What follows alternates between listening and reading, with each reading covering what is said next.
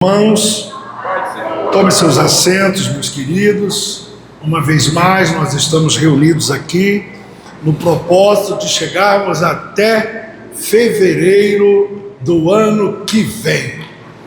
Então, eu peço aos irmãos que continuem cooperando com esse trabalho.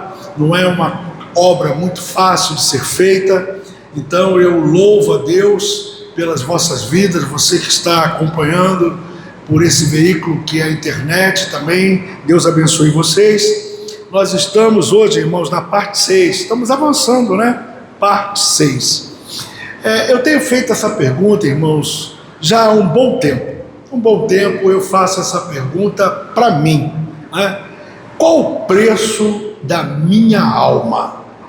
Eu queria que você fizesse essa pergunta para você. Vamos lá, fala assim: qual o preço da minha alma? Bom, eu respondo dizendo que não tem preço. Não existe nada nesse mundo que possa pagar aquilo que o Senhor Jesus fez pela minha alma. Eu creio que você vai concordar, ok? Então, é algo assim que não se pode medir. Não há dinheiro, não há nada que você possa fazer pela sua alma. Nós estamos desenvolvendo esse processo da nossa alma, falamos no decorrer de todo esse trabalho, falamos do corpo, batemos bastante ali na língua, né? A boca que bate, né? Falamos bastante sobre isso, falamos sobre os filtros, né? Dos olhos, do ouvido que não tem filtro. E aí nós discutimos bastante sobre Davi, né? Aquela queda, como é que serve aquela sequência de erros que trouxe consequências para sua família. Falamos muito sobre Deus trabalhar de forma geracional, né? O Senhor é Deus dos nossos pais, Ele se apresenta dessa forma: eu sou o Deus de seus pais, eu sou o Deus de Abraão, eu sou o Deus de Isaac, o Deus de Jacó. Repita comigo: meu Deus, Ele é geracional, Ele é o Deus da família, Ele é o Deus Pai, não é? E nós somos ali esta geração eleita por Ele, Ele que nos escolheu, irmãos, cada um de nós. Eu tenho dito aqui também, irmãos, que nós aprendemos, nós tivemos esse padrão, não é? De fazer o apelo, né? Alguém aqui quer aceitar Jesus, né? A gente faz muito isso, né? Você não quer aceitar Jesus como seu Salvador, né? Você não quer aceitar? E a gente insiste, né? Não, aceita Jesus. E quando alguém levanta a mão e aceita Jesus, a gente faz uma festa, não é isso que nós aprendemos? Mas eu tenho dito aqui, irmãos, que ninguém aceita Jesus. Ninguém aceita Jesus. É Ele que nos aceitou. É Ele que nos aceitou. No meio desse emaranhado de gente, no meio dessa confusão toda da humanidade, é Ele que foi lá, vendo o meu pecado, vendo a grandeza da minha transgressão, Ele me amou e Ele me trouxe para si. Diga assim: pelo amor de Cristo, eu fui regenerado. É Ele que fez isso. Ele diz: não foi você que me escolheu, fui eu que escolhi a vós. Também tenho dito, querido, que isso é uma grande verdade, não é? Um cego, uma pessoa cega, que nasceu cega, se você perguntar para esse cego: o que você quer? Ele vai dizer: eu quero ver. Ou um surdo: o que você quer? Lógico, eu quero ouvir. Se for um paralítico: o que você quer? Eu quero andar. Mas nem o cego, nem o surdo, nem o mudo, nem o paralítico, ele tem a habilidade de fazer esses grandes milagres na própria vida. Ele não tem condições de pegar um bisturi e vir aqui e operar o próprio olho ou qualquer coisa dessa natureza. Se vai haver um milagre na vida dessa pessoa para que ela volte a ver, e é possível que volte a ouvir, falar e andar, é necessário que alguém faça isso por ele. Nesse caso literal, nós temos a ciência, né? que são os médicos que fazem, que estudam e que fazem isso, né? Você está vendo? Ah, não, eu me submeti a um exame, os médicos me operaram e eu voltei a ver. No tocante à vida espiritual, não é diferente. Nós estamos extremamente doentes, muito doentes. Somos cegos, somos surdos, paralíticos, nós estamos completamente perdidos. E agora nós estamos vendo, estamos ouvindo, estamos andando, mas você não fez isso por conta própria. Alguém fez por você. E quem fez isso por você, é o nosso Jesus. Então eu entendo, irmãos, que quando alguém vem para Jesus, quando ele vem para Jesus, quando essa alma ela se rende a Jesus, é porque o Espírito Santo tocou nessa pessoa. Ele já fez o toque. O que nós fazemos somente é completar essa obra, né? Então ele vem, mas quem fez a obra não fomos nós. Quem faz a obra é o Espírito Santo. E aonde ele vai tocar? Ele vai tocar na alma, querido, vai tocar na alma. E nesse desenvolvimento, nós então agora estamos... vamos avançar um pouco mais sobre a alma, porque o problema aqui é a alma, querido. Esse corpo aqui, essa matéria que foi feita, essa matéria que Deus nos deu, essa matéria, por causa do pecado original, o próprio Deus disse, olha, o salário do pecado é a morte. Então essa carne aqui diz, tu é pó, do pó tu volta. O final dessa matéria aqui é pó. Pode acreditar, é pó. É pó. Agora, o espírito é o fôlego de vida, ele volta para Deus. E fica a alma, diga minha alma, é aqui, querido, é aqui. Essa alma, ela não é nossa, querido, essa alma, é dele, ele vai pedir de volta. E quando nós chegarmos lá, não é, com a alma que não é nossa, que é dele, nós seremos arguídos sobre o que nós estamos fazendo, o que nós produzimos de bom e de ruim com a nossa alma. Então a alma é o centro das emoções, é onde nós guardamos, né, os nossos sentimentos, aonde nós temos todas as nossas memórias, tudo que nós decidimos, quer que seja bom, quer que seja mal, não é? E vai para a alma. O Senhor, ele é tremendo porque ele nos dá essa liberdade para vivermos a nossa alma, que é dele, da maneira que nós entendemos que deve ser vivida. E ele fala, olha, ele diz para a minha alma, para a sua alma, ele fala assim, olha só, eu tenho aqui comigo a vida, para a sua alma. Eu também tenho a morte. E eu tenho aqui a bênção. E eu tenho também a maldição. E ele nos convida a escolher. A escolher o que é que nós vamos fazer. Então esse livre-arbítrio de fazer o caminho bom, conduzir a nossa alma num caminho plano, reto, e que vai chegar diante do Senhor, e que nós seremos então aprovados, é o que nós estamos discutindo aqui. Então, quando nós falamos de alma, é algo muito importante, é muito importante. Eu separei o texto de hoje em Romanos capítulo 14, se você puder acompanhar, Romanos capítulo 14, verso 10. Romanos capítulo 14, verso 10. Diz o texto, pois todos havemos de comparecer ante o tribunal de Cristo. Preste atenção, querido, no que nós estamos recebendo de informação.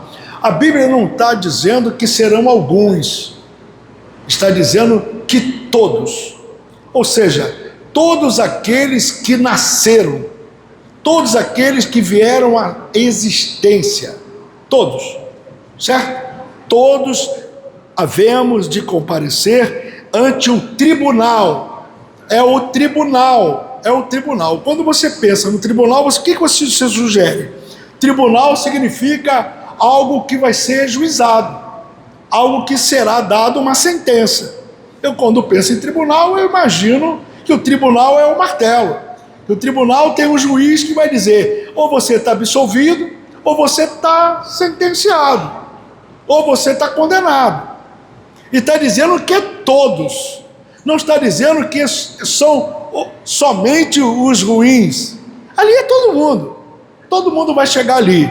Uns são absolvidos e outros serão condenados. E o que vai ser colocado aqui? A alma. E o verso continua dizendo assim: porque está escrito, pela minha vida, diz o Senhor, todo joelho se dobrará diante de mim, e toda língua confessará a Deus, de maneira que cada um de nós dará conta de si mesmo a Deus. Queridos, cada um de nós dará conta a Deus de si mesmo. Isso nos traz a responsabilidade, a um dever. O cuidado da nossa alma é algo preciosíssimo, porque essa palavra ela é fiel e essa palavra aqui ela é verdadeira. Vai chegar esse dia em que nós estaremos diante de Deus e nós seremos arguídos o que nós estamos fazendo.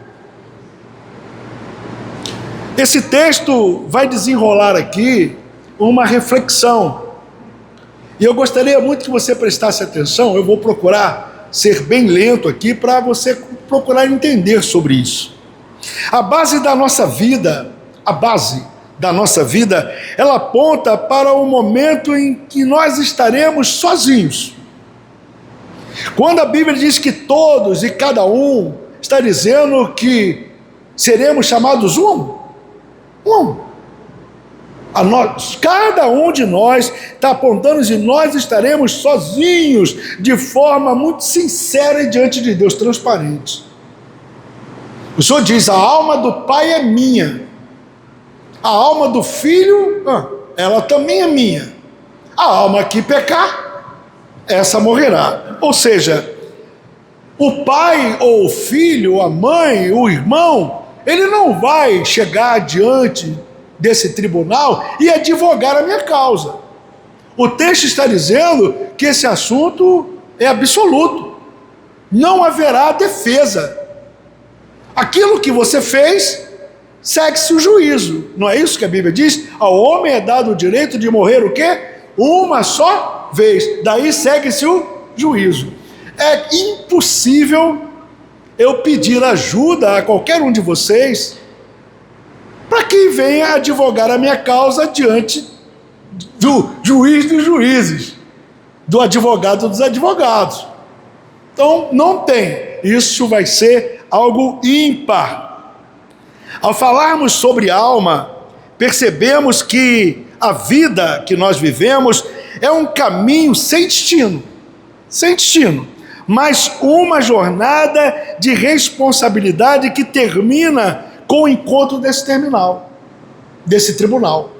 É isso. Nós estamos levando a nossa vida, não estamos? Levamos da maneira que nós queremos, decidimos, erramos, acertamos. Mas a Bíblia está dizendo que o que você falar com a tua boca, por cada palavra que você falar, você será julgado. Por uma palavra. Tudo aquilo que nós estamos fazendo será colocado numa balança. Se nós formos encontrados em falta, se nós estivermos levando a vida, permitindo que a nossa vida seja uma vida relaxada, sem conceitos, sem valores, se nós não temos uma disciplina, se nós não vivemos completamente aparelhado com a vontade de Deus, se nós estamos negligenciando, isso é perigoso. Isso é perigoso porque todos nós vamos terminar. Não importa da maneira que você está levando. Você pode ser muito santo. Você pode ser o pior dos homens. Todos vão comparecer. Os que forem vistos como santos ouvirão desse juiz: vinde bendito do meu Pai. E os que não forem serão: olha, apartai-vos de mim, porque eu não vos conheço. E mesmo que se questione que você expulsou demônios, que você cantou, que você pregou, nada disso tem valor. Ele diz: eu não te conheço. Não te conheço. Vai ser muito difícil, querido, nós tentarmos, e isso vai acontecer, esses questionamentos vão acontecer, porque a Bíblia diz que muitos são chamados, né? Muitos haverão questionamentos sobre isso. Se Jesus está dizendo que haverá pessoas, irmãos, que vão questionar a sua condenação, alegando que pregaram, alegando que cantaram, alegando que frequentaram igreja, que oraram muito, que jejuaram, que subiram o monte, haverá todo tipo de alegação. Se o Senhor está dizendo que isso vai acontecer, com certeza vai acontecer. Espero que não seja nenhum de nós, mas que vai acontecer, vai. Então, esse engano é muito perigoso, é muito perigoso. Esse momento, ele não deve ser visto como um castigo, mas como um lugar onde tudo será revelado e onde cada alma se apresentará sem disfarce. Já pensou, querido? Não vai dar para disfarçar, não vai dar para você ter argumento com relação a isso. E outra coisa, não é só sem disfarce, será de forma transparente. Pensa, não haverá máscara. Não haverá máscara. Eu posso estar vivendo aqui diante de vocês, vocês podem até estar admirando a minha vida, dizendo, o pastor Gilberto é uma bênção. Ah, amado, eu tenho dito aqui, eu quero que isso fique muito gravado na sua vida. Todo mundo já sabe, então vai repetir comigo, vamos lá. Eu não sou... Fala mais alto que o pessoal aqui não está ouvindo, não. O pessoal vai achar que nós somos pouco aqui, nós somos, mas vamos lá. Bem, ó.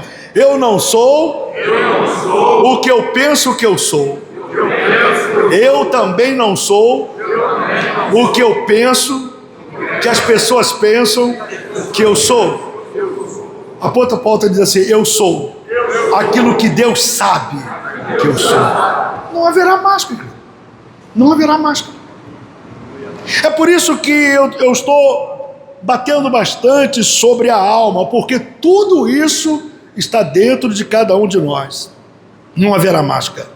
O mundo, ele nos obriga a usar fingimento. O mundo, ele nos obriga a usar mentira, hipocrisia, cinismo. E interessante de tudo, querido, que isso não deveria estar aqui. Isso deveria ser encontrado com os que estão lá fora. Mas interessante, o Senhor, ele de vez em quando diz assim, hipócritas, adúlteros, pai, mentirosos. Está falando para quem? Está falando para quem está lá fora? Não. Alguns de nós aqui precisa resolver isso. Essa hipocrisia tem que sair, essa máscara tem que cair, esse engano tem que sair, para que a maioria consiga chegar diante desse tribunal de maneira aprovada. Então, querido, essa avaliação de comportamento, de alma, é muito importante. O que é que Deus faz para nos ajudar? Ele pega o Espírito Santo, que é dele, ok? E quando ele vai ascender ao Pai, as pessoas ficam, os discípulos ficam preocupados. Senhor, tu vai? Não se preocupe, eu vou, mas volto. Então, antes que eu volte, eu enviarei, olha só que coisa linda, eu enviarei sobre vós o meu Espírito, que estará com vocês. Esse Espírito vai habitar dentro de vocês. E é esse Espírito que vai ensinar, é esse Espírito que vai educar, é esse Espírito que vai te exortar, é esse Espírito que vai te libertar. Ouça o que o Espírito diz. Ou seja, nós temos tudo para dar certo. Tudo para dar certo. Nas narrativas anteriores, nos estudos que nós fizemos, nós falamos muito do homem natural. Então eu vou passar aqui rapidamente para você entender. O homem natural, repete comigo, o homem natural é fisicamente vivo, espiritualmente morto. Eu vou repetir que é para você guardar bem isso. O homem natural, tá baixinho, vamos lá. O homem natural é fisicamente vivo, espiritualmente morto. esse aqui não conhece nada do Evangelho, não conhece nada. É a maioria. São fisicamente vivos, alcançam idades variadas, 30, 40, 50, até 80 anos, estão estruturados, são pessoas jovens, são novos, são velhos, mas nunca conheceram a Cristo. Não conhece. Não há nada de evangelho nele. Ele é fisicamente vivo, espiritualmente morto. Mas quando o ser humano, o homem, ele encontra o evangelho através do evangelismo pessoal, através do cântico, da oração, da intercessão dos santos, que ele tem um encontro com Cristo e que Cristo o recebe, né? Que nós chamamos que ele aceitou a Cristo e ninguém aceita Jesus, é ele que nos aceita. Quando ele nos aceita, então existe um encontro metafísico. Você é espiritualmente morto e agora esse encontro com Jesus, você agora começa a receber uma renovação da mente, um novo entendimento, porque agora o Espírito vai entrar em você, o que nós chamamos de nascer de novo. Diga, quando eu encontrei a Cristo, eu comecei a nascer de novo. Esse é o processo da regeneração. O que é ser regenerado? Significa que você nasceu do ventre, né, lá do útero da sua mãe, do seu pai, não é? Nasceu da vontade do homem, da vontade do sangue, da relação do homem e da mulher, e você nasceu fisicamente. Mas quando você encontra com Jesus, o nascimento é outro. É por isso que a Bíblia diz, ele veio para o que era seu, mas os seus não quiseram recebê-lo. Então esses são fisicamente vivos, espiritualmente mortos. Mas os que o receberam, deu-lhes o poder de serem chamados filhos de Deus. Então aqui nós temos um problema sério aqui. Existe uma turma que é filho e tem outra turma que não é filho. Só é filho de Deus aqueles que receberam o Espírito Santo. Ok? E isso é nascer de novo. Qual é a função do Espírito Santo? O Espírito Santo agora, ele vai habitar em nós e ele vai começar um processo de regeneração. Agora você deixa de ser um ser humano natural e passa a ser um ser espiritual. Não. Você passa a ser um ser carnal. É diferente. Ser carnal é aquele que recebeu o Espírito Santo e que agora vai sofrer um processo de ensinamento. Ou seja, você recebe a Cristo, mas é a carne que está gritando. Você recebe a Cristo, mas a inclinação é da carne. É aquele novo convertido, aquela pessoa que passa às vezes anos na igreja, na carne. É por isso que a inclinação da carne, ela vai receber o quê? Corrupção, morte, problema. Mas o que são inclinados por espírito, vida e paz. Para que você entenda o que eu estou falando, o homem carnal que aceita Cristo, ele vai se cumprir naquilo que o Provérbios fala, que a vereda do justo, ou seja, o caminho do justo, a vereda do justo, ela é como, não é, o romper da aurora, que vai brilhando mais e mais e mais, até se tornar varão perfeito. Então todos nós estamos recebendo um alimento espiritual, a nossa alma está se desgarrando das coisas terrenas, dos prazeres desse mundo que nos condena, e o Espírito Santo ele vai trabalhando nos nossos desejos, nas nossas vontades e tudo isso. Então as coisas que nós fazíamos na carne, lá na nossa vida natural, fisicamente vivo, nós agora paramos de fazer, não é? Você olha, meu Deus, mas como essa pessoa está mudando, como ela está melhorando? Esse é o processo da regeneração da alma, porque no final de tudo, é essa alma aí é que vai ajustar conta. Então esse processo, ele é muito importante. E por que eu digo importante? Porque é o próprio Paulo que vem se preocupando em dizer para a própria igreja que existe uma luta interna na membresia da casa, entre nós, lutando carne contra o espírito, espírito contra a carne. É sempre assim, é sempre assim. Outra coisa que eu aprendi também, que vocês me ajudam bastante, é aquilo que eu vou pedir para você repetir. É algo que eu quero que você grave isso. É Paulo que, examinando as Escrituras, ele diz assim, olha, eu examinando as Escrituras, olhando aqui, eu consinto que lendo as Escrituras, que a lei é boa. Essa lei aqui é boa. Até porque o pecado se apresentou para mim e agora eu sei que o pecado existe porque a lei me mostra o pecado. Se a lei não me mostrasse o pecado, eu não sabia que era pecado. A lei é boa. Mas aí ele fala assim, mas pessoal, eu sou carnal. Olha só. Paulo está mandando uma carta e está dizendo, é Paulo, não é Saulo, é Paulo. Eu sou carnal. Ele permite que a palavra é boa, ele estuda a palavra, ele é um profundo conhecedor das Escrituras, mas ele conclui que ele é carnal. Quanto mais ele lê, quanto mais ele aprende da palavra de Deus, ele vai descobrindo que ele está cheio de falha, que ele tem muitos defeitos.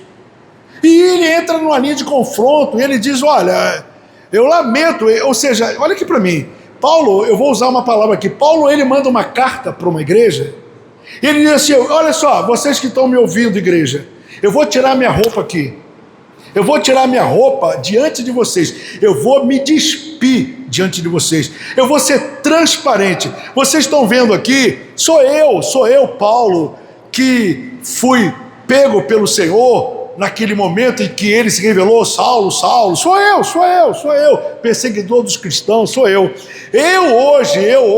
Eu recebo, olha só, eu recebo as excelentes revelações do Espírito Santo.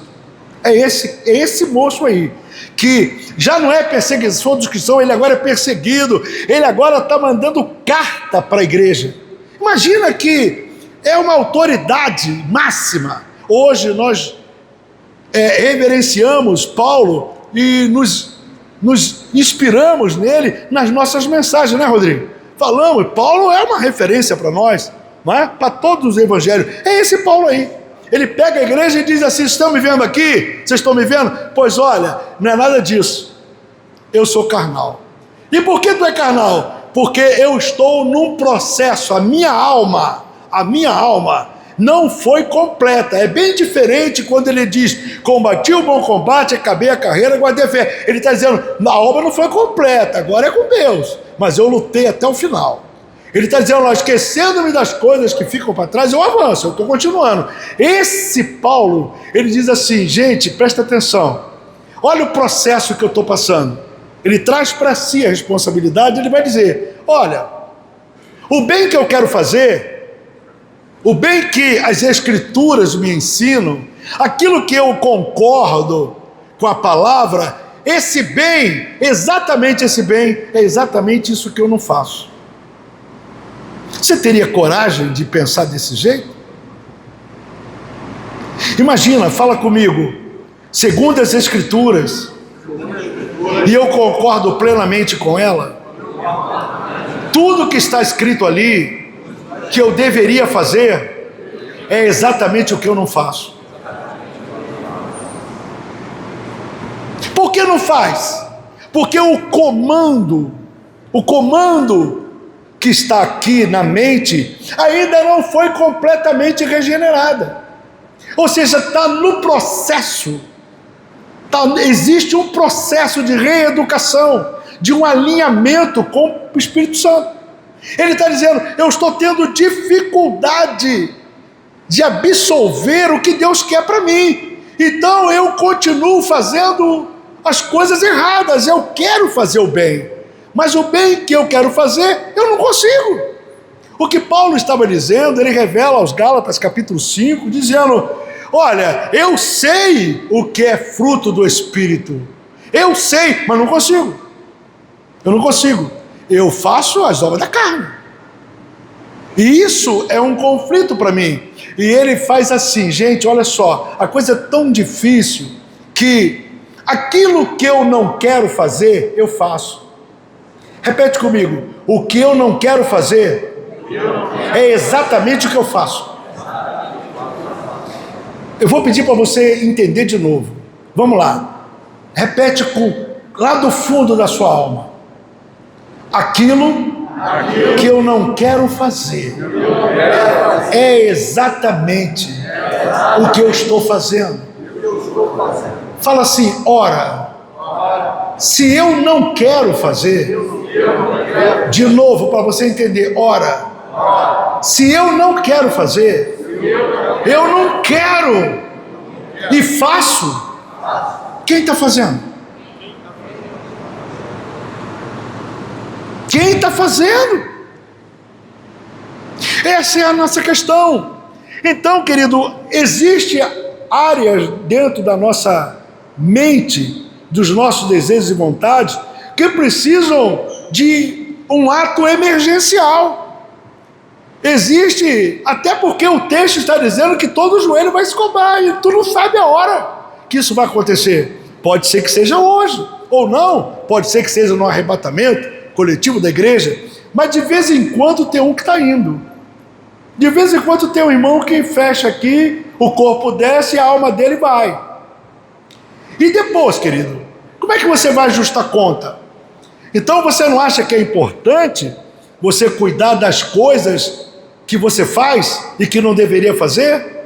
Das coisas que nós fazemos que deveriam ter parado e a gente não consegue parar? E isso é libertação. Isso se cumpre a palavra que diz, se o Filho vos libertar, verdadeiramente sereis livre. Eu tenho consciência do que eu estou falando. Eu preciso de libertação. Você tem coragem de falar isso? Como eu preciso de libertação? Essa consciência de que, não, comigo está resolvido, eu sou santo, e eu vou... Querido, a salvação da sua alma, a salvação da nossa alma, vai requerer coisas tremendas dentro de nós. Ou seja, nós temos que tomar cuidado com uma coisa chamada ego, o meu eu, o meu eu. O problema é o eu, é a soberba, é aqui que está o problema.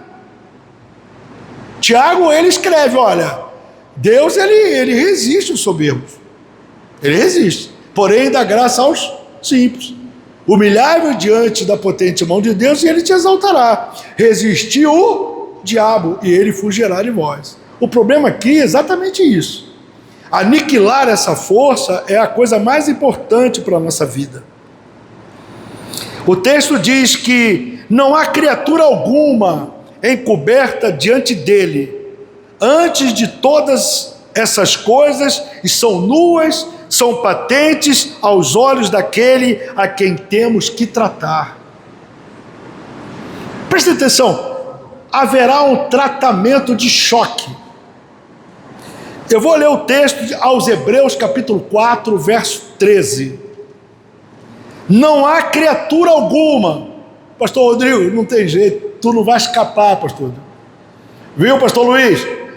Nem eu vou escapar. Diga assim, eu não vou escapar. Eu não vou escapar. Ah, tu está com medo de falar? Eu não vou escapar. Eu não vou escapar. Toda criatura, você está incluído, querido. Eu também. Toda criatura, ou seja, estará diante desse Deus maravilhoso. Ou seja, antes todas as coisas estão nuas, são patentes aos olhos daquele com quem temos que tratar.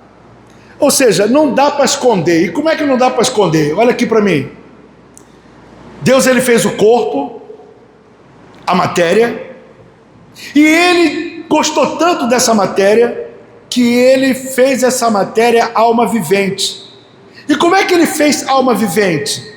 Como ele fez essa alma viver? Ele soprou, diga, o meu Deus soprou o fôlego de vida dele dentro de mim. Por isso eu sou diferente do resto dos animais. Fala, eu sou diferente, porque eu trago em mim o fôlego de vida de Deus. Esse fôlego de vida não é meu.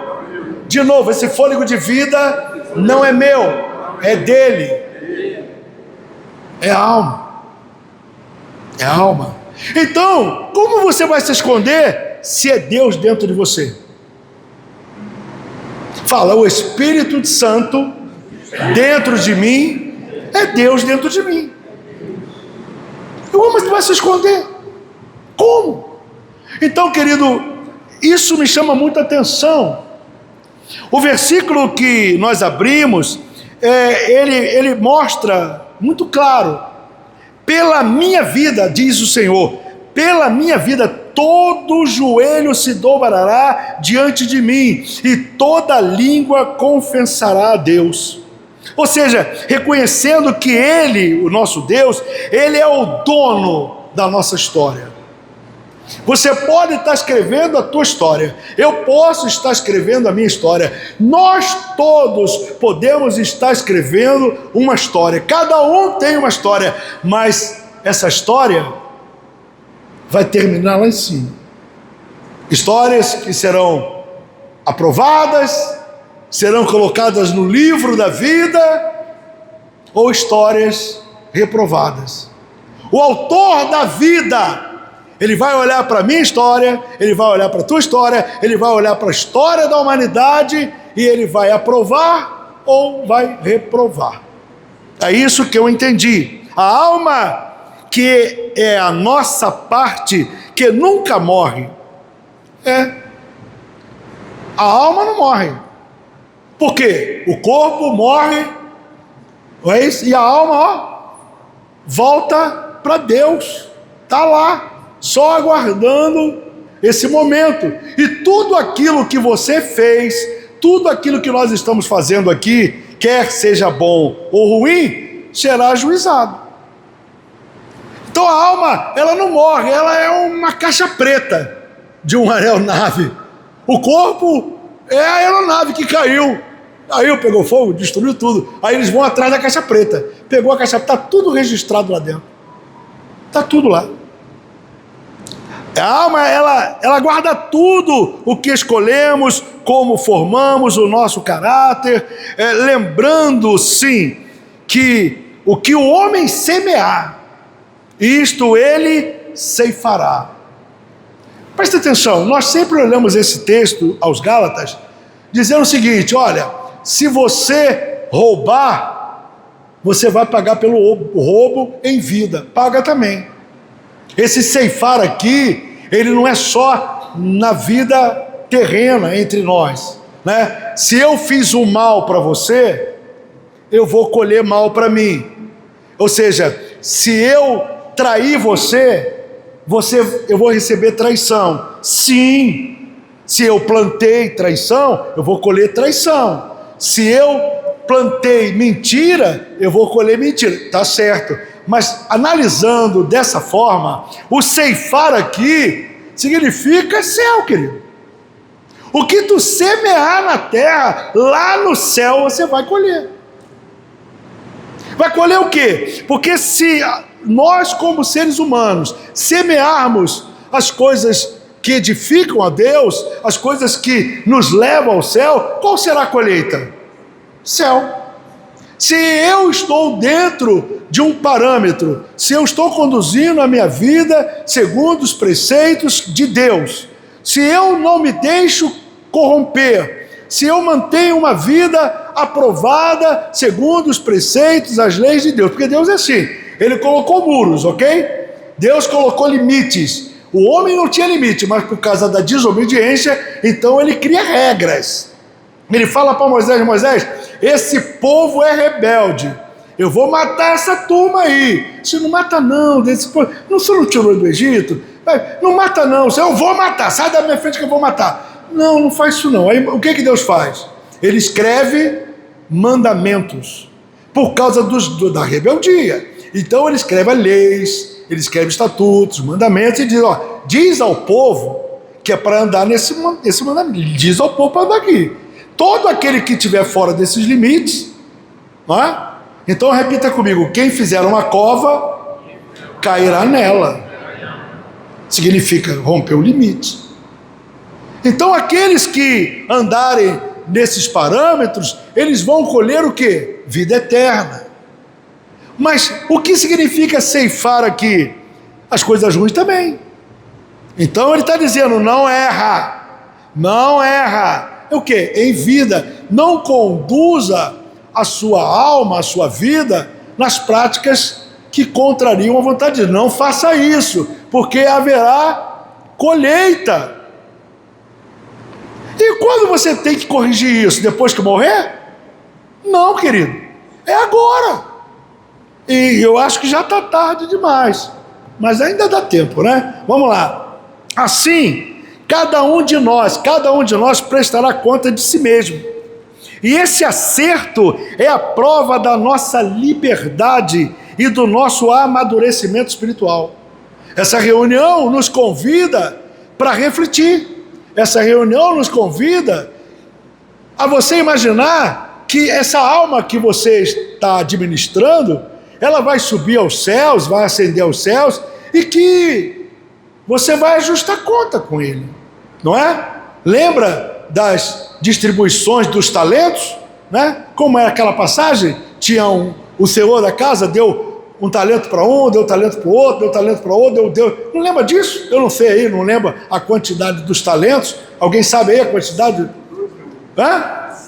5, 2 e 1, né? Então, 5 deu para um, deu 5, para outro deu 2, para outro deu 1, e foi embora. Agora o cara vai granjear, esse é a alma. Quando ele volta, ele pede o quê? Ajuste de conta. É esse sentido. O que tinha 5, granjeou, sabendo que ele colhe onde ele não ceifou, onde ele não plantou, e disse, olha, aqui está, você me deu 5, estou te dando 10. E o outro, tem 2, eu estou te dando 4. E o outro, tem o Senhor, sabendo que o Senhor é um Deus temeroso, eu tive medo e eu enterrei. Esse é o comportamento da nossa alma. A nossa alma precisa evoluir, a nossa alma precisa de amadurecimento. E aqui, querido, entra algo muito sério. Muito sério. O nosso sistema religioso, a nossa cultura religiosa dos dias que estamos vivendo, ela é extremamente rasa, fraca, muito fraca. Não se fala, não se movimenta, não se diz sobre amadurecer espiritual, de agradar a Deus. A igreja de hoje, ela se tornou politizada. A igreja de hoje, ela só se movimenta diante do ter e do poder e do ser. É isso que ela faz. O movimento em massa das igrejas hoje estão assim. E não são poucos os membros das igrejas que se movimentam em grandes multidões buscando as coisas que são da carne, satisfação terrena. O que nós vemos hoje nas igrejas, e nós sabemos muito bem, não vamos dar nome aqui, não é o caso, que as pessoas estão correndo aqui, atrás de visão, de profecia, de revelação. Eu não sou contra isso, mas eles não querem ouvir a verdade do profeta. Eles querem que o profeta fale das coisas que ele quer ouvir, que são coisas terrenas. Os nossos testemunhos de evangelho são coisas absurdas. Ou seja, há um enfraquecimento muito grande na cultura. Nós estamos indo de mal a pior. E não sou eu que digo isso, o próprio Cristo está dizendo que o amor vai esfriar. Diga, o amor vai esfriar. Interessante, né? Foi Cristo que disse, né? O amor vai esfriar. Por se multiplicar a iniquidade, o amor de muitos vai esfriar.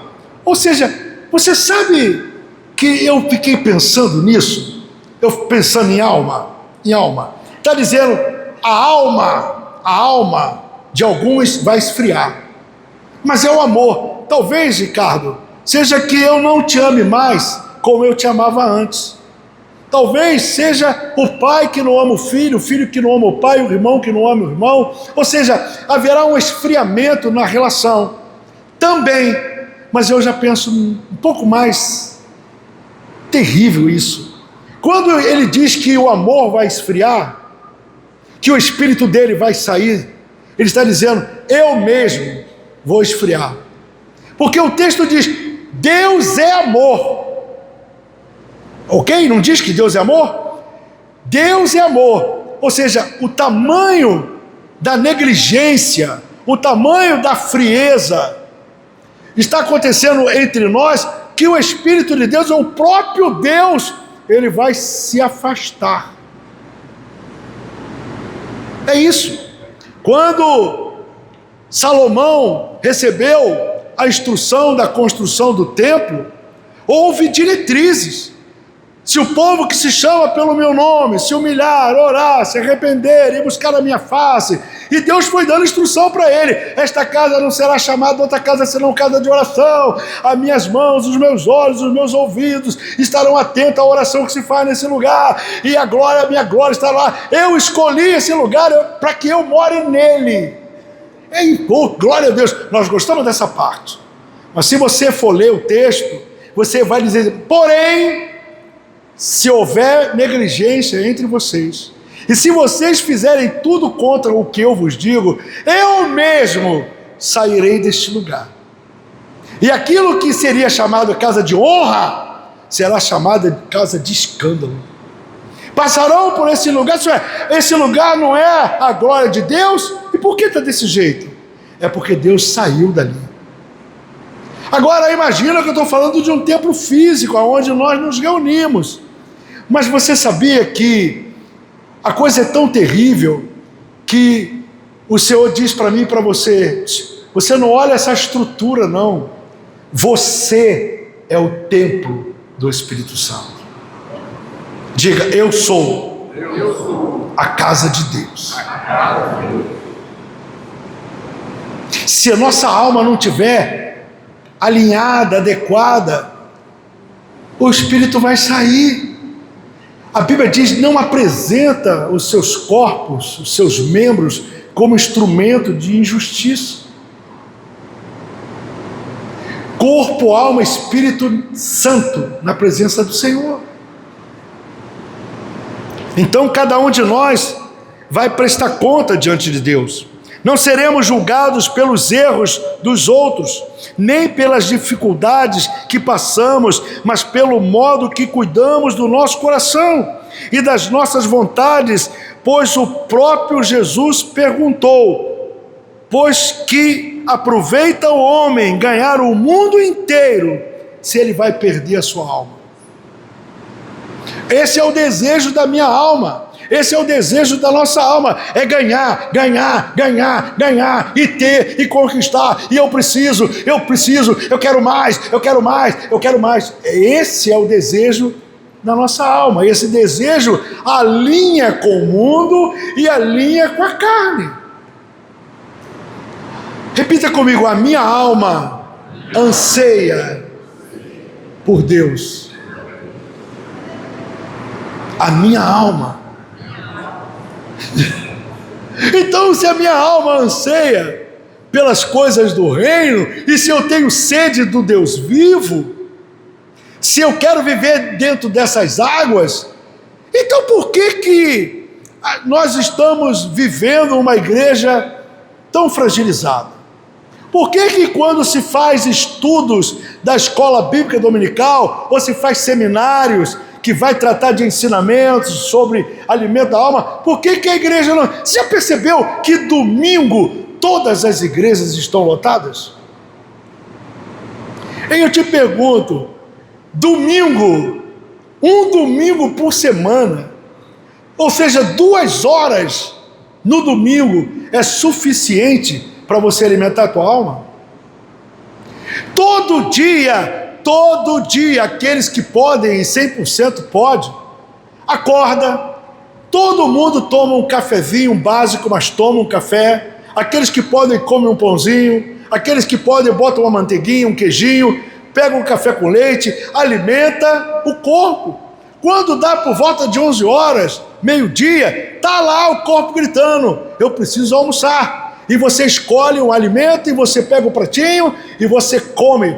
E depois, aqueles que podem de tarde, toma outro cafezinho. E tem aqueles que jantam, vão para casa e vão jantar.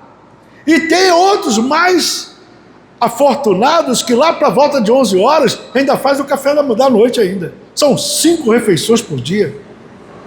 Essas refeições alimentam essas refeições alimentam diariamente.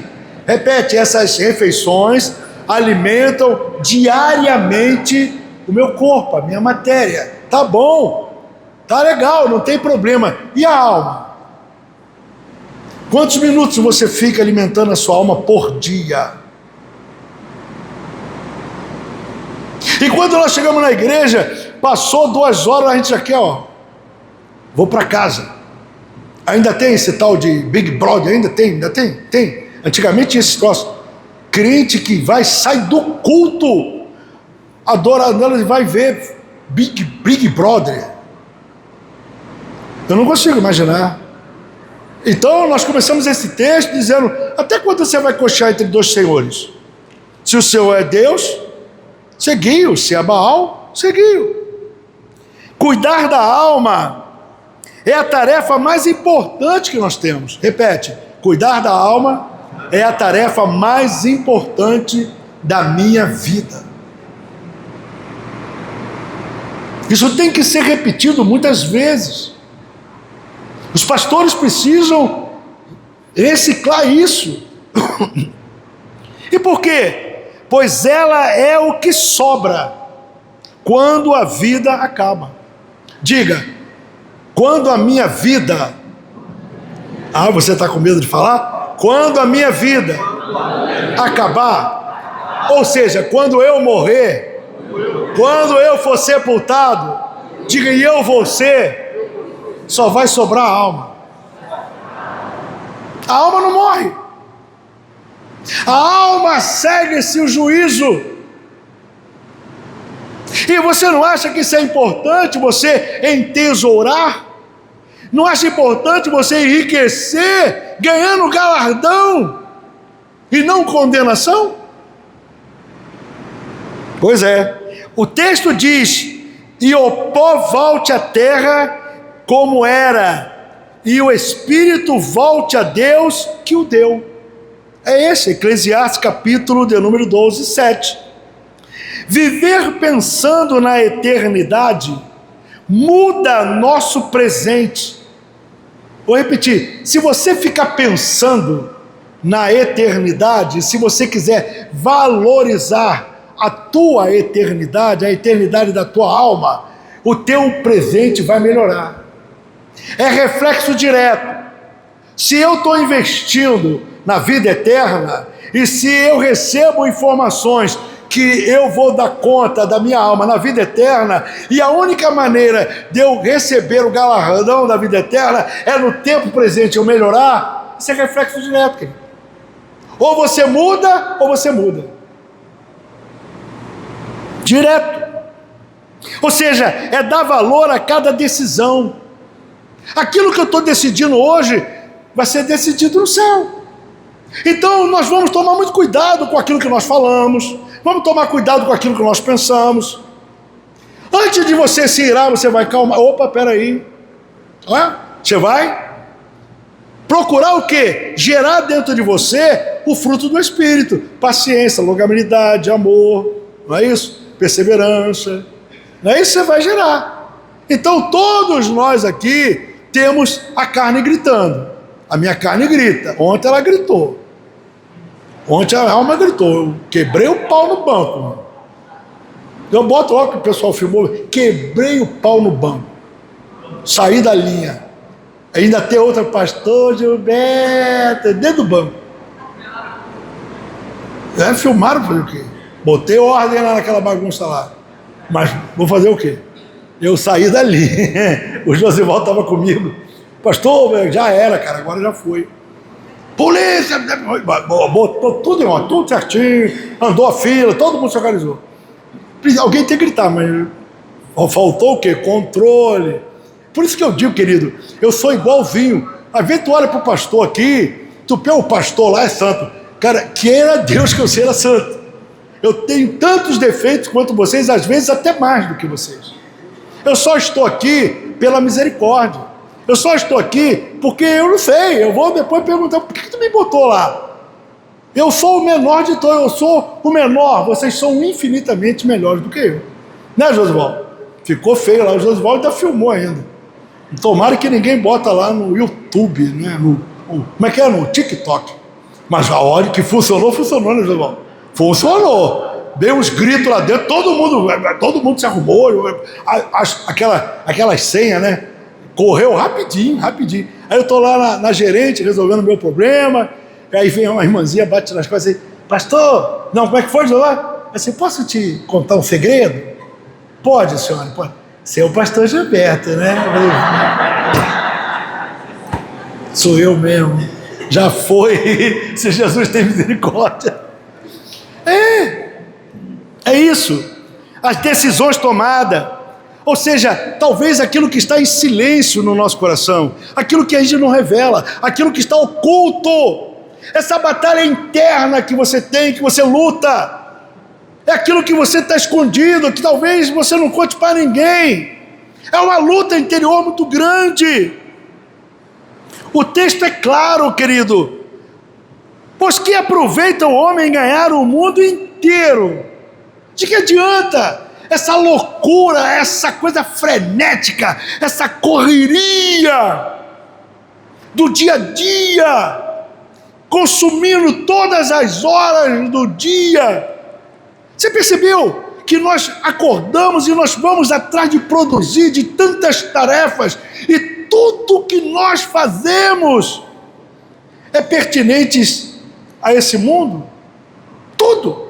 O nosso trabalho, a nossa relação. Esse investimento do mundo espiritual significa, querido, que uma pequena parcela desse dia é um momento de reflexão, é o momento de você fazer uma avaliação, de você ir para um cantinho, pegar ali a Bíblia e ler alguns versículos bíblicos, pedir orientação a Deus, o teu joelho, a tua oração, cantar um hino. A coisa é tão frenética que a hora passa, o dia passa, e nós chegamos à noite, estamos cansados, exaustados, e vamos lá pro dia seguinte, e rotina. Aí escolhemos 2 horas, 2 horinhas, e vemos para cá. Chega aqui, glória a Deus ali. E você acha que isso, você acredita, querido, que esse investimento de 2 horinhas por semana vai resolver o problema da nossa alma? Se nós almoçamos, jantamos todo dia, a gente alimenta todo dia. A gente alimenta, e a alma? Você não investe nada. Isso é que me preocupa.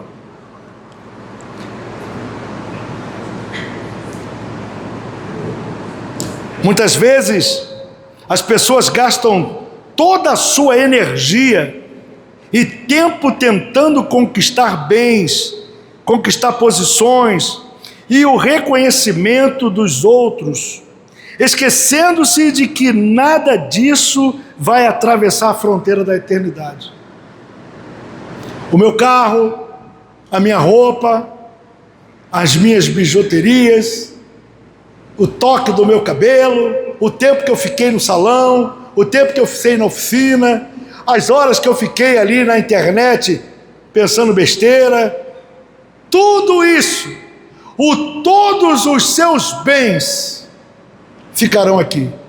Quando você atravessar para o lado de lá, quando nós formos para de lá, a gente não leva nada, nem um fio de cabelo,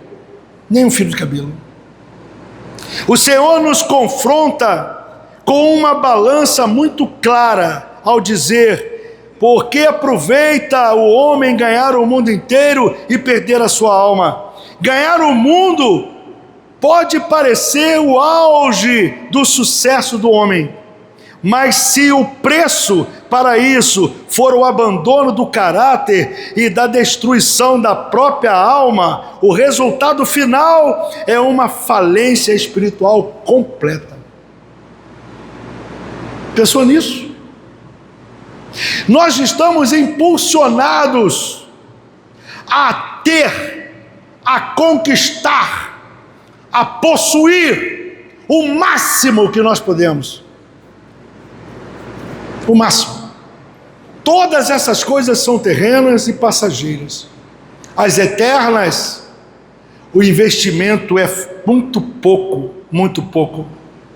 A alma é o nosso bem mais precioso, pois ela é a sede da nossa consciência, é a parte que prestará contas a Deus. Eu vou repetir para você entender: a nossa alma é o nosso bem mais precioso, pois essa alma é a sede da nossa consciência. A consciência é a caixinha preta. É essa consciência que vai estar lá, e você, com a sua própria consciência, você vai condenar a si próprio. Alguns dirão: é, Senhor, a minha consciência me condena. Não haverá. A consciência é um cofrinho que todo o lixo, tudo que é bom, tudo que é ruim, está ali dentro. Não haverá defragme, não vai haver upgrade, não tem nada disso. Está lá. Vão botar um cabinho aqui, vai puxar tudo e vai estar tudo na telinha. E você vai fazer o quê? Quando focamos apenas no que é visível, corremos o risco de chegar ao fim da nossa jornada com as mãos cheias de coisas temporais e um coração completamente vazio de Deus. Vamos chegar diante da sepultura com todos os bens da terra, e vai ficar tudo aqui, mas a nossa alma vai vazia, ela vai oca, ela não vai levar nada que presta diante de Deus, nada. Amadurecer de verdade é entender que a preservação da nossa alma e a obediência ao nosso Deus vale muito mais do que qualquer glória terrena. Nada pode ser mais valioso do que eu estou falando aqui. Afinal, as conquistas deste mundo ficam por aqui. Fala comigo: as conquistas desse mundo vão ficar aqui. Mas a alma é o que levamos para o tribunal de Cristo.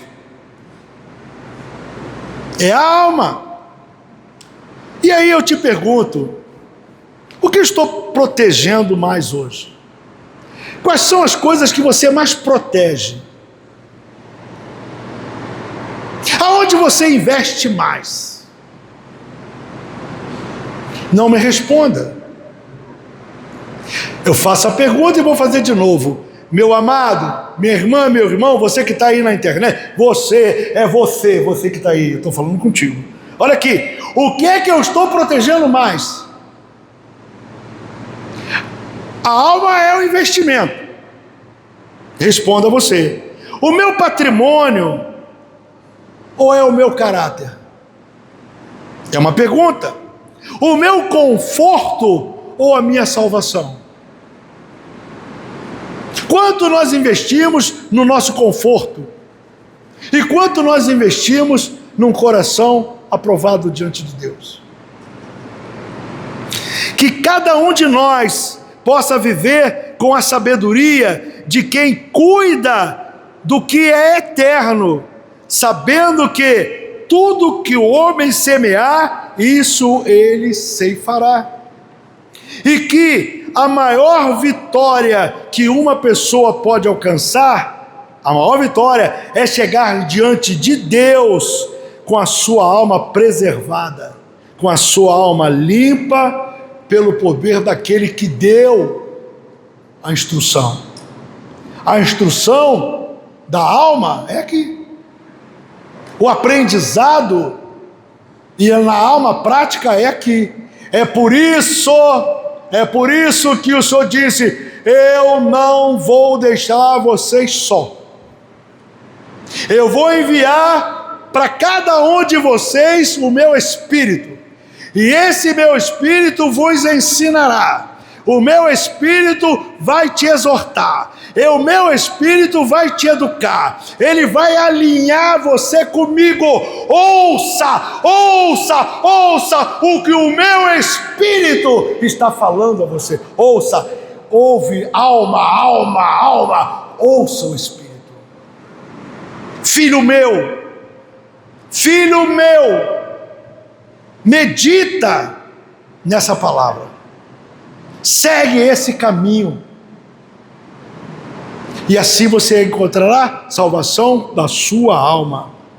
Enquanto o corpo físico se desgasta com o tempo e as posses materiais ficam para trás, a alma carrega a nossa verdadeira identidade e o registro de todas as nossas intenções. Ter consciência dessa realidade é o primeiro passo para o amadurecimento. Ter consciência dessa realidade. Esse é o primeiro passo para quem quer amadurecer. Isso significa que você não será levado por qualquer vento de doutrina. Você não vai permitir que comichões no teu ouvido te conduzam para diversos níveis de heresia, que a igreja está infestada. As pessoas se encantam com coisas fúteis, um evangelho podre, raso, que não leva a nada. O que nós percebemos é que as igrejas hoje estão superlotadas de eventos. O público, a plateia é cheia.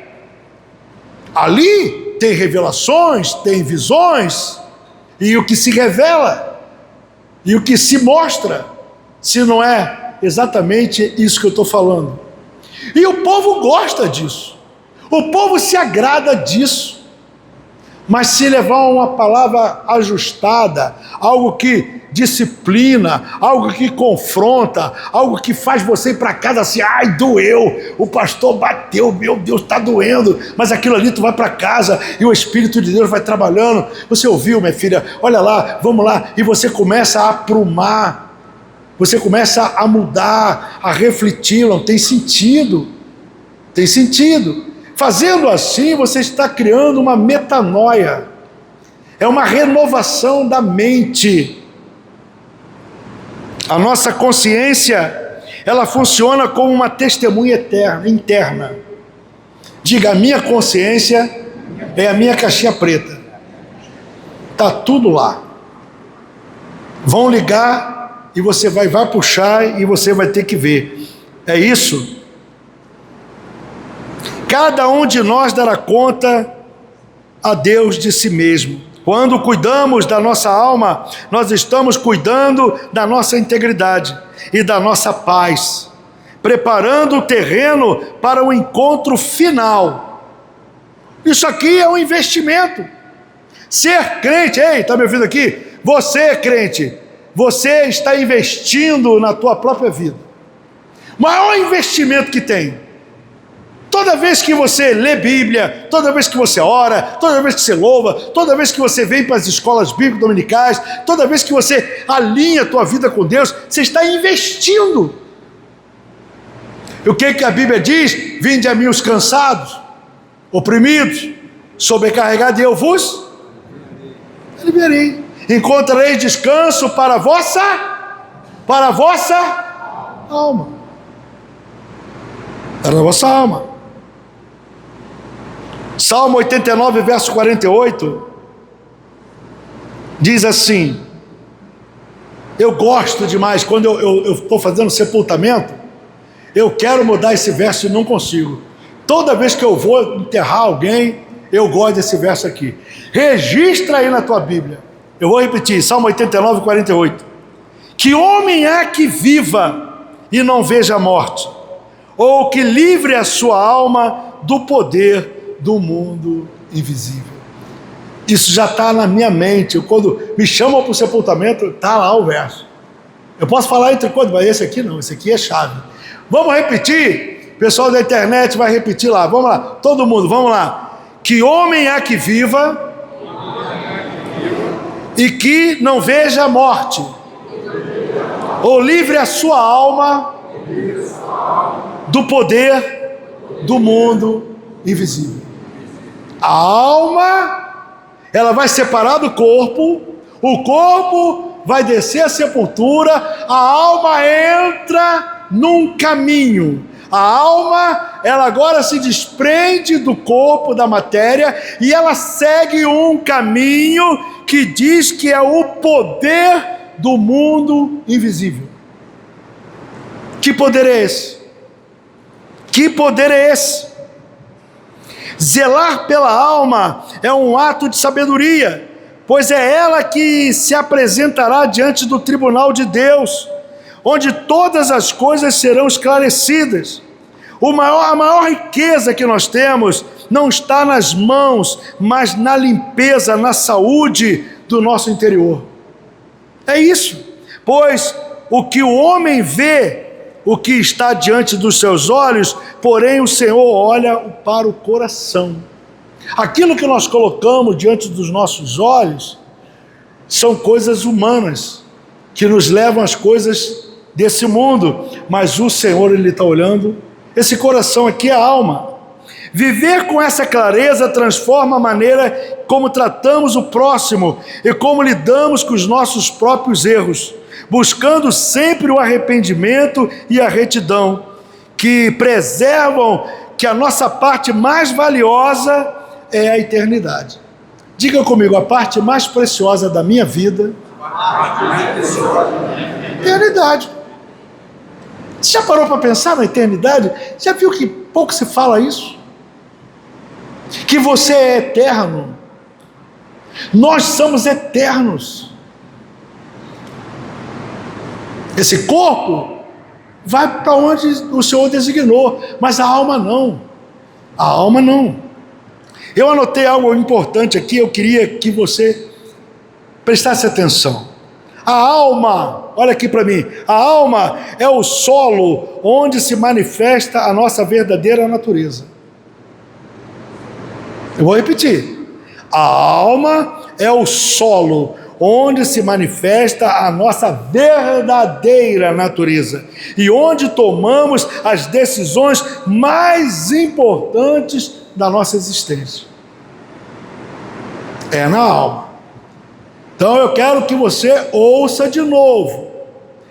Diga comigo, a minha alma é o solo onde se manifesta a minha verdadeira natureza. E é onde eu tomo todas as decisões, as mais importantes da minha existência. Examine-se, pois, o homem. Examina aí. É nela que reside o que as Escrituras chamam de obra da carne e fruto do Espírito. É essa avaliação aqui. São essas decisões, aquilo que existe dentro da alma, é o que tu é. Não adianta você ficar fazendo fachada, não adianta você chegar aqui domingo, cantar hino, se na segunda-feira tu é outra pessoa. Fala assim, domingo eu sou uma pessoa, segunda eu sou outra. Tem gente que nem espera acabar o domingo, já chega em casa, já é outra. Ele só é santo aqui dentro. Aqui dentro ele dá glória a Deus, aleluia, mas em casa tu é uma fera. Senti que ficou um silêncio aqui. Essa é duplo ânimo. É sério. Existem pessoas assim, claro. Então, as obras da carne vão te levar à condenação. O fruto do Espírito, a salvação. É isso que eu quero falar. Ou seja, também a nossa alma, a alma de cada um de nós, tem o dever de escolher a quem vai servir.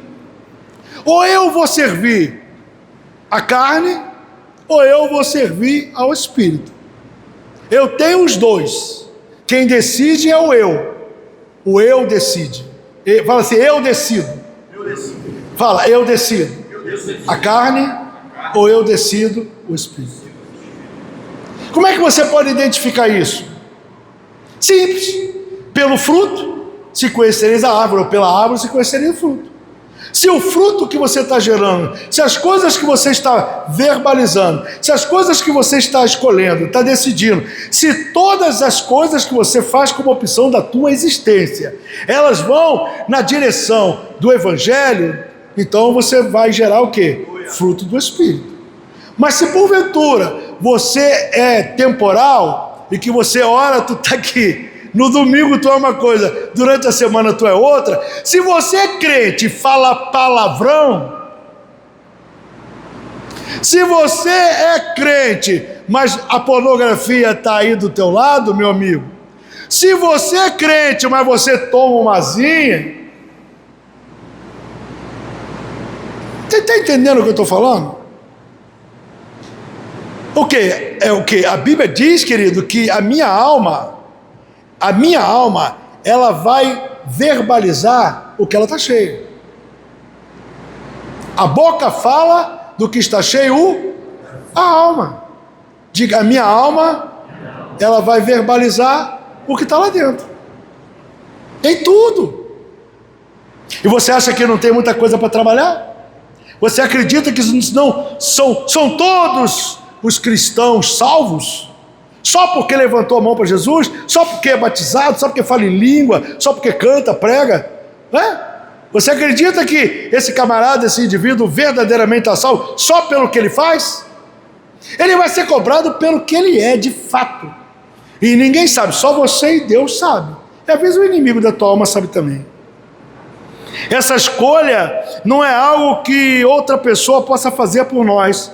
Ela é a prova máxima da nossa maturidade e do nosso compromisso com Deus. Preste atenção nisso aqui. Quando permitimos que a nossa alma seja dominada pelas inclinações da carne, vou repetir, presta atenção, não bota a culpa no diabo não, tá? Não bota a culpa no demônio não. Somos nós que permitimos. Sou eu que permito. É eu. Ok? O diabo só tira proveito. Não há maldição sem causa.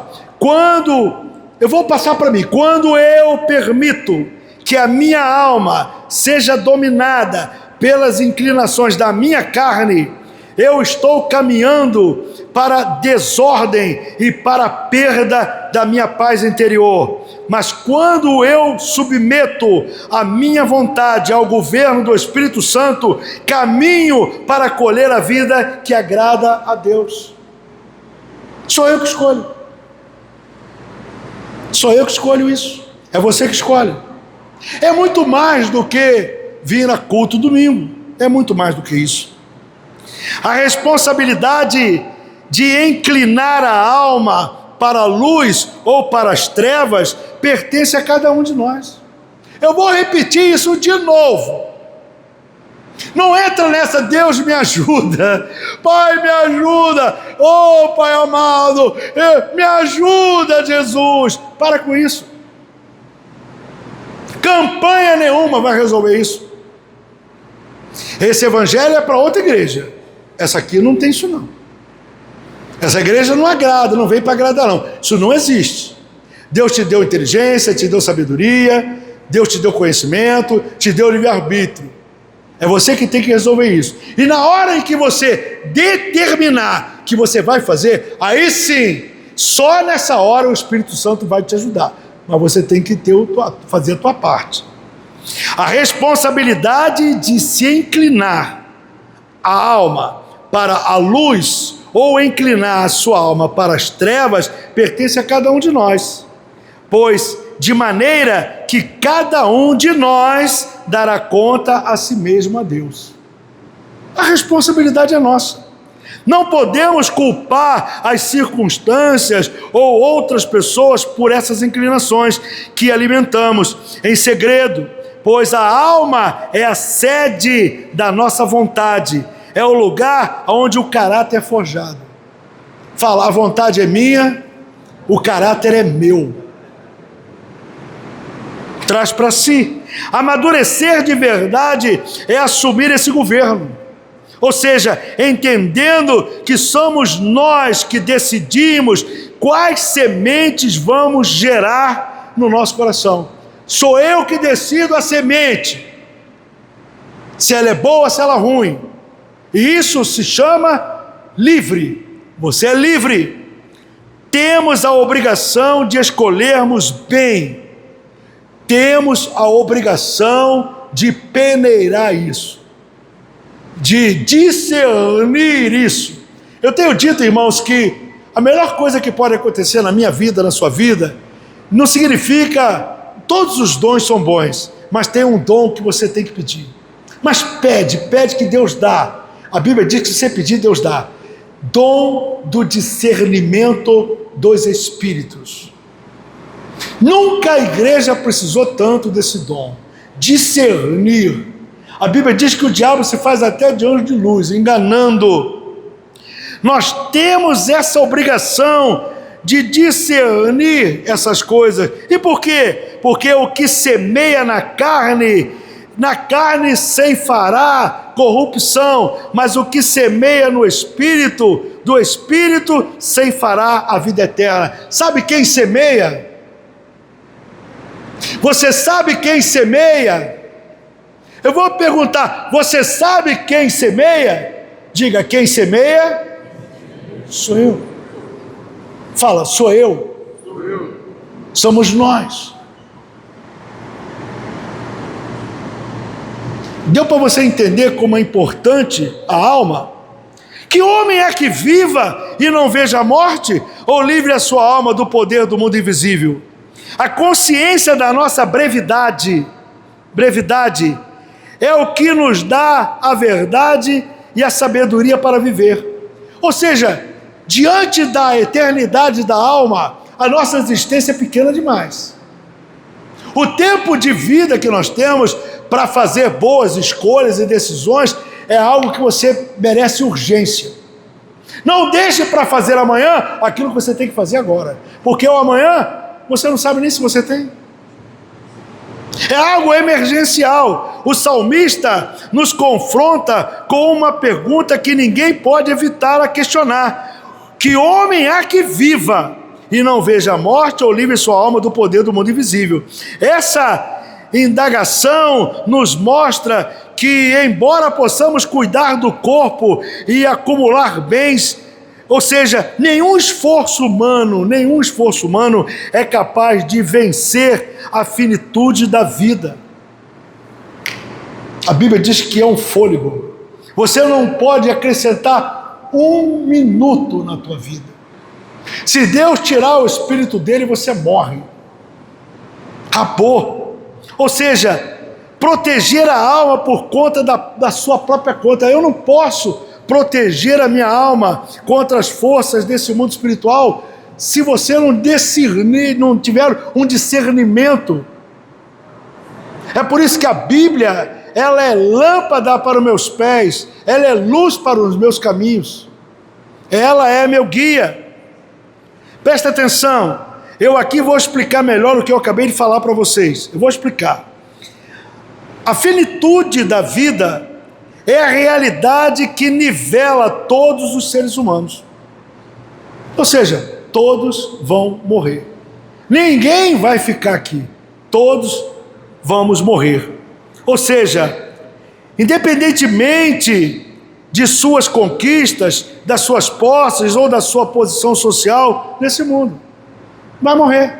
O texto é bem claro: que homem há que viva e não veja a morte. Acabou, todos. Então você está incluído, você está sendo chamado. E o texto não para, que livre a sua alma. Então agora é contigo. Muitas pessoas, irmãos, dedicam toda a sua energia ao cuidado do corpo, ao acúmulo de bens, acreditando que essas coisas podem oferecer algum tipo de segurança ou permanência. No entanto, o salmista, nesse verso, nos confronta com a verdade de que nenhum esforço humano, maior que seja, consegue vencer a barreira da morte. Nada. Quando chegar a tua hora, fala para o teu irmão, tu vai morrer. Fala para ele, tu vai morrer. Tem medo? Catuca o teu irmão, fala aí, tu vai morrer. Ninguém quer morrer. Hein? Quem quer ver Jesus aí, levanta a mão. Fala assim: Jesus, eu quero te ver, eu vou orar para tu morrer agora. Mas tu não quer ver Jesus? Tu vai para o céu? Já botou a musiquinha? Jesus do céu. No mundo espiritual, as defesas materiais, as justificativas humanas não possuem valor algum, pois a alma entra em uma dimensão onde apenas a verdade e o caráter permanecem. Proteger a alma das forças desse mundo invisível exige uma entrega que vai além da força da vontade pessoal, exige um reconhecimento de que somos completamente dependentes de Deus.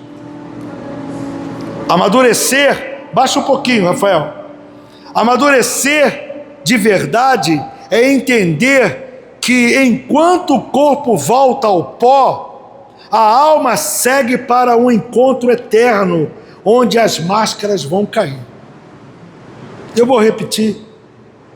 Pensa nisso.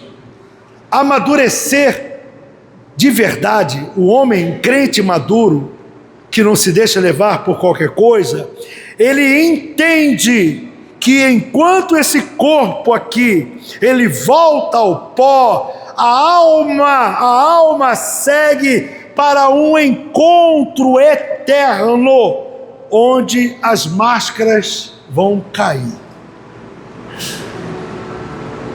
Um investimento mais inteligente que alguém pode fazer é no cultivo de uma alma limpa, o cultivo de uma alma iluminada, submissa completamente a Deus. É nesse espaço interior que decidimos o nosso destino, pois somente o Senhor tem o poder de resgatar o que é eterno em nós. Alma. Viver com essa consciência nos livra da ilusão do controle que nos posiciona debaixo de uma humildade diante daquele que detém as chaves da vida e da morte. Ele diz: ei, senhor, eu tenho a vida e eu tenho a morte. Eu tenho a bênção e a maldição. Alma, escolhe. Escolhe. Ao compreendermos que não podemos nos salvar sozinhos. Lembra que eu falei do cego? Que o cego não pode meter um bisturi e sair vendo? Ou o paralítico quebrar a perna e ele sair andando? Ninguém faz isso sozinho. É isso aqui. Ao compreendermos que não podemos nos salvar sozinhos, abrimos o coração para a graça que fortalece a nossa alma contra as investidas de todo mal. Eu vou terminar. A morte é a realidade que nivela todos. A morte é a realidade que nivela a todos. Mas o destino da alma é o que faz a diferença entre aqueles que amadureceram diante de Deus, daqueles que viveram apenas para o agora. Forte. Eu vou repetir para você entender. A morte é uma realidade. Diga: a morte, ela é uma realidade. Essa realidade, ela nivela todos. Que homem é que viva e não veja a morte? Diga: todos. Isso é uma realidade. Ou seja, mas o destino da alma que fica é o que vai fazer a diferença entre homem e homem. É o que difere as pessoas.